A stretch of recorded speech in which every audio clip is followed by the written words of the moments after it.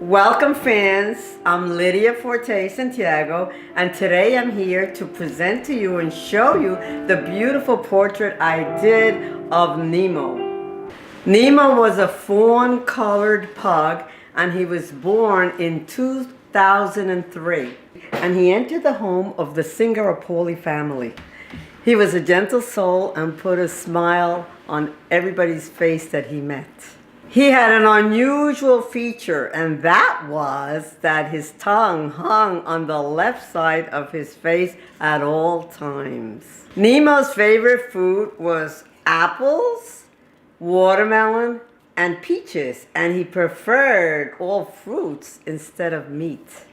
Nemo was always with the family, and he was very happy to greet them, and they were always very happy to be with him. The sad part about Nemo was that he did lose his eyesight, but that didn't stop him from losing all his spark. And he still was able to feed himself and walk and run and have the charm and the spark that he always had when he had his eyesight. I never met Nemo, but as an artist, when I was told about Nemo, I had to portray a portrait of Nemo, and it also touched me very deeply. When Brenda, my friend, told me about Nemo, she was devastated, and she couldn't even talk to explain to me the sad, sad story that happened to Nemo. And then when Brenda told me to do a portrait of Nemo, she told me to capture his features as he was, to remember him just as the way he was. I am sure that the family misses him dearly because, as I said, he touched so many souls. I have done many portraits of animals because I myself love animals, but of dogs and tigers and cats. But what touched me most about Nemo was this compassionate story that I heard from the family about Nemo. Animals are a part of our family, and they are our family. And when we lose them, it's very, very emotional, and it's very, very touching. I myself has lost pets, and I realize the emotional that you experience losing a pet.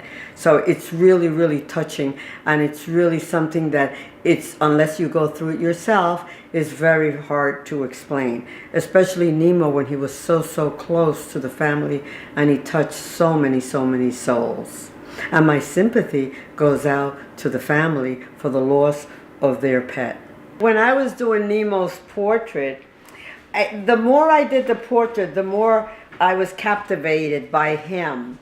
And I really wanted it to come out so much like him that I captured the tongue that was always to the left. And I thought it was so sweet. And that really sparkle in his eyes, I wanted to capture that. So I really devoted a lot of time in doing this portrait. And part of me actually went into this portrait because I kind of felt his presence. What was challenging about Nemo was that the more that I looked at it, the more I found different things to correct and fix that I thought that could look better and be better. So I wanted the eyes to be like focus on us, because I wanted him to be really in touch with us and in touch with the family. I want them to feel like he's still there and he's still a part of them. And this is what I felt. And the challenge, it was a little bit of challenge, but the more I got into the painting, the more I love this adorable pug. And I want to tell the ZINGAROPOLI family that it was such a pleasure that I have from painting. And as a painter, I love to paint. It's my passion, and I really enjoy doing this painting of Nemo. And may he never be forgotten. But I want to thank you for watching this show, and I also want to remind you, for those of you that have a pet and have lost a pet, that you could always have a portrait of a pet, and I would want you to feel free to get in touch with me. My name is Lydia Forte, Santiago, and I also want to thank my dear friend Brenda for inspiring me to do this beautiful portrait of Nemo, and I want to inspire all those artists out there that haven't been touching a paintbrush, and maybe they could kind of pick up their brushes and their pencils and start painting. It is such a pleasurable thing, and I really had my heart so on doing this portrait right.